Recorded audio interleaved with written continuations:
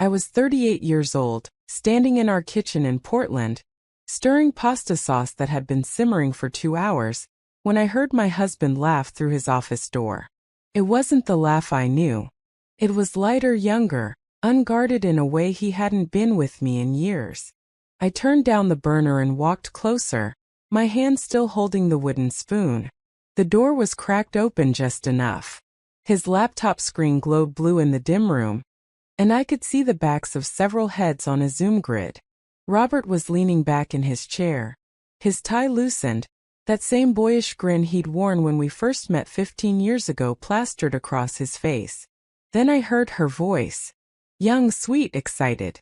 She said something about choosing between ivory and champagne for the napkins, and he laughed again, told her champagne sounded perfect, told her he trusted her taste completely.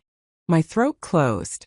I stepped back from the door, the spoon still dripping red sauce onto our hardwood floor, and I understood with perfect, terrible clarity that my husband had forgotten to mute himself on a call where he was planning a wedding, and I was in the next room cooking his dinner.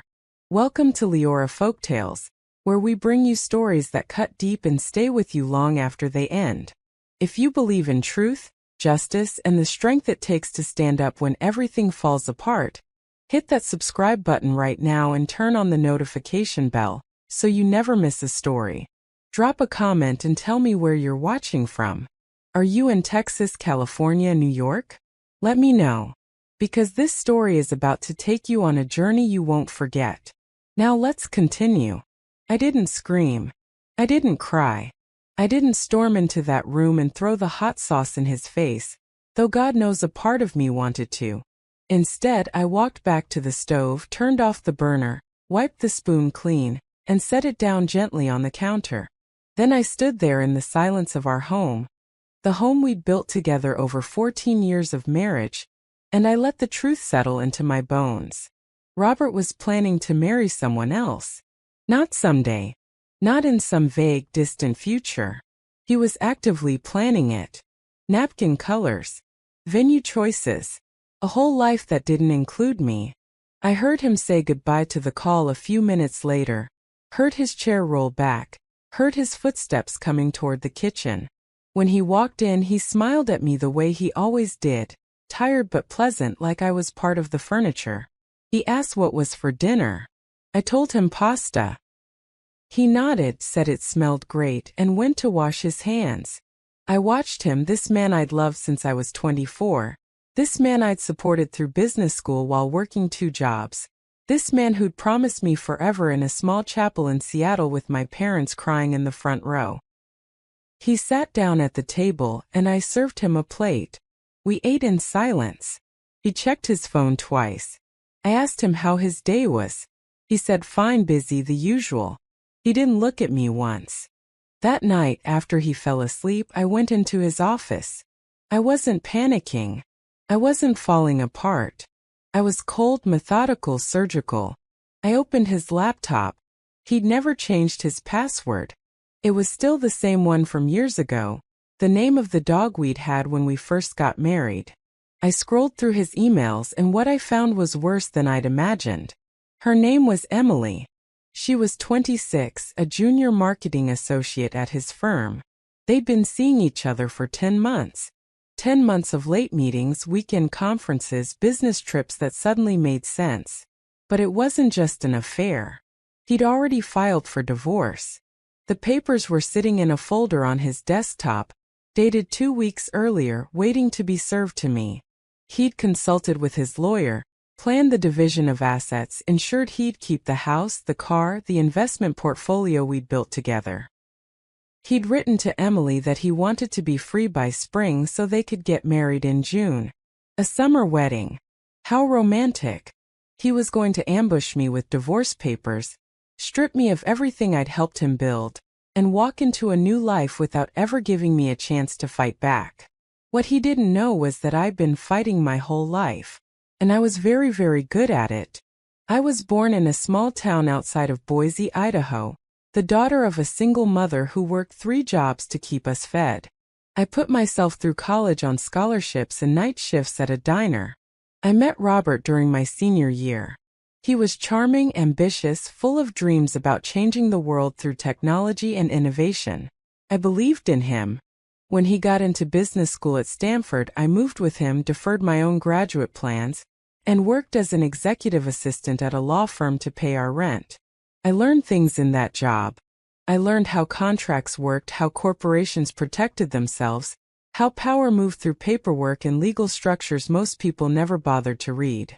When Robert graduated and started his company, a software firm specializing in data security solutions for hospitals, I was the one who helped him set it up. I wasn't listed as a co-founder, but I was there. I built the first website. I organized the investor meetings. I reviewed the contracts, the NDAs, the partnership agreements. Robert always said I had a good eye for details. He had no idea how good. Because buried in those early documents, in the operating agreement we'd signed when the company was just the two of us in a dream, was a clause I'd insisted on. A clause that said any major decisions about the company, including sale, merger, or transfer of ownership, required unanimous consent from all original stakeholders. And I was listed as a stakeholder, not with shares in my name, but as a designated beneficiary with decision-making rights tied to our marriage. If we divorced, those rights transferred to a trust one controlled. I didn't sleep that night. I sat in the dark living room with my laptop and started making calls. The first was to an old friend from the law firm, a woman named Patricia who'd left to start her own practice specializing in corporate and family law. I told her everything. She listened without interrupting, and when I finished, she said 3 words that changed everything. "You own him." We met the next morning at a coffee shop in downtown Portland. Patricia laid it out for me with the precision of a surgeon. Robert's company was worth $43 million. He'd been in quiet talks to sell it to a larger tech firm for the past 6 months. The deal was set to close in 4 weeks. Once it closed, he'd be a very wealthy man. Wealthy enough to discard me, marry Emily, and live the life he'd always wanted. But he couldn't close that deal without my consent. And if I withheld it, if I triggered the trust clause, the entire sale would collapse. The buyers would walk. The investors would panic. His reputation would shatter. Patricia smiled at me across the table, and I felt something I hadn't felt in months. Power. But I didn't want to just stop the sale. I wanted him to understand exactly what he'd thrown away. Over the next 2 weeks, I played the role of the perfect wife. I smiled when he came home. I cooked his favorite meals. I asked about his day, laughed at his jokes, pretended I didn't see the way his phone lit up with messages from Emily every night. I watched him, studied him, memorized every lie. He told me he had a business dinner on Thursday. I followed him. He met Emily at an upscale restaurant on the waterfront, held her hand across the table, kissed her in the parking lot like a man who believed he'd already won. I took pictures. Not for revenge. For evidence. Because I knew what was coming and I needed to be ready. On a Wednesday afternoon, exactly 16 days after I'd overheard that Zoom call, Robert came home early. He walked into the kitchen where I was chopping vegetables for dinner, and he placed an envelope on the counter. He didn't say anything at first. Just stood there, looking at me with something that might have been guilt or might have been relief. Then he said it. "Claire, we need to talk." I looked at the envelope, then at him, and I knew this was the moment. The moment he'd been building toward for months. I wiped my hands on a towel, picked up the envelope and opened it. Divorce papers. Exactly as I'd seen on his laptop. I read through them slowly, let him watch me absorb each word, each condition, each cold, calculated term of my dismissal. When I finished, I looked up at him and asked one question. "Is there someone else? If you're still watching at this point, drop a comment with 'I'm still here.' Let's see who's truly following this shocking story." He hesitated. Just for a second. Then he lied to my face. He told me no, there was no one else, he just wasn't happy anymore, we'd grown apart. He needed space to figure out who he was. I nodded slowly, set the papers down, and told him I understood. I told him I wouldn't fight him. I told him I just needed a few days to process everything, to talk to a lawyer, to figure out my next steps. He looked relieved. Actually relieved. He said he appreciated my maturity, that he knew this was hard but it was the right thing, that we could handle this like adults. I smiled at him. I told him of course we could. Then I watched him walk out of the kitchen, heard him call Emily from the bedroom, heard him tell her it was done, that I'd taken it well, that they could move forward now. And I felt nothing but a cold, quiet certainty that he had no idea what was coming. The next morning I called Patricia and told her to proceed. She filed an injunction against the sale of Robert's company, citing the trust clause and my rights as a designated beneficiary. She sent copies to the buyers, the investors, and Robert's lawyer. By noon, Robert's phone was exploding. I was at home, calmly folding laundry, when he came storming through the door. His face was red, his tie half undone, his eyes wild with confusion and rage. He shouted at me, demanded to know what I'd done, accused me of trying to sabotage him out of spite. I set down the towel I was folding and looked at him with the same calm I'd carried for weeks. I told him I was simply exercising my legal rights. Rights he'd agreed to when we started the company. Rights he'd forgotten about because he'd stopped seeing me as anything more than an obstacle. He stared at me like I was a stranger. And maybe I was. Maybe the woman he'd married, the woman who'd sacrificed her dreams to build his, was gone. What stood in front of him now was someone who'd learned to fight back. He tried to negotiate. Told me he'd give me more in the divorce, a bigger settlement, anything I wanted, just sign the consent form and let the sale go through. I told him no. He threatened me, said he'd drag me through court, make my life hell, prove I had no real claim. I smiled and told him to try. Because I had every email, every text, every piece of evidence of his affair with Emily, a woman who worked for him, which opened him up to lawsuits from the company, from investors, from anyone who could claim he'd acted unethically. I had photographs, timestamps, records of company resources used for personal trips with her. I had everything. And he had nothing. The sale collapsed within a week. The buyers walked away, citing instability and legal complications. The investors panicked and started pulling out. Robert's company, the empire he'd built on my back, started to crumble. He tried to blame me publicly, told people I was vindictive, irrational, unstable. But Patricia was faster.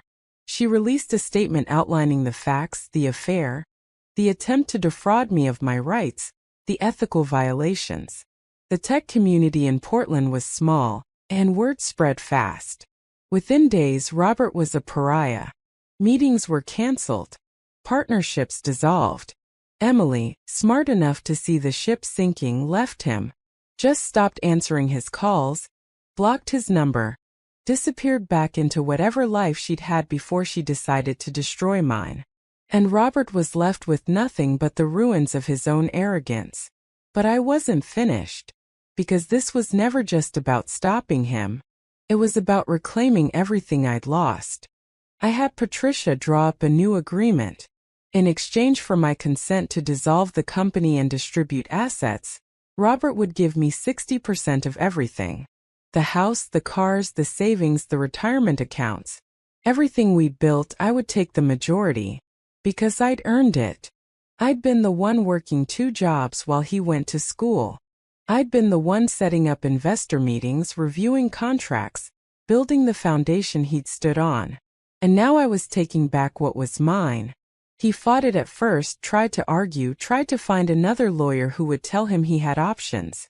But every lawyer he called told him the same thing. He'd lost. The clause was ironclad. The evidence was damning. If he dragged this to court, he'd lose everything, including whatever reputation he had left. So he signed. Sitting across from me in Patricia's office, his hands shaking, his face pale, he signed every document that stripped him of the future he'd planned. I watched him and I felt no satisfaction, no joy, no triumph. Just a quiet, cold sense of justice. When it was over, he looked at me and asked why. Why I'd done this. Why I couldn't just let him go. I leaned forward, looked him in the eyes, and told him the truth. Because you forgot to mute the Zoom call, Robert. You forgot I was in the next room cooking your dinner, loving you, believing in you. And when you forgot, you showed me exactly who you were. So I became someone you couldn't forget. He left Portland a month later. Moved to some small town in Montana where nobody knew his name. Took a job at a mid-level firm doing consulting work for a fraction of what he used to make. I heard through mutual acquaintances that he was miserable, that he blamed me for everything, that he told people I'd ruined his life. Maybe I did. Or maybe he ruined it himself the moment he stopped seeing me as a partner and started seeing me as something to discard. I stayed in Portland. Kept the house, the one we'd bought together, the one he'd planned to take from me. I redecorated, turned his office into a library, planted a garden in the backyard. I went back to school, finished the graduate degree I deferred 15 years earlier, started working as a consultant for small businesses, helping them navigate contracts and corporate structures. I used everything I'd learned, everything I'd survived, to build something new, something that was mine. And some nights when I sat on the porch with a glass of wine, watching the sun set over the city, I thought about that Zoom call. About the moment I heard him laugh, planning a future without me. And I smiled, because he'd underestimated me. And that was the last mistake he ever made. If this story moved you, if you believe in standing up for yourself and reclaiming your power, do me a favor. Hit that like button, drop a comment below telling me what you think Claire should do next with her life, and subscribe to Leora Folktales so you never miss another story of justice, betrayal, and redemption. Share this video with someone who needs to hear it. Because sometimes the best revenge isn't loud or dramatic. Sometimes it's just becoming someone they can't ignore. Thank you for watching. I'll see you in the next one.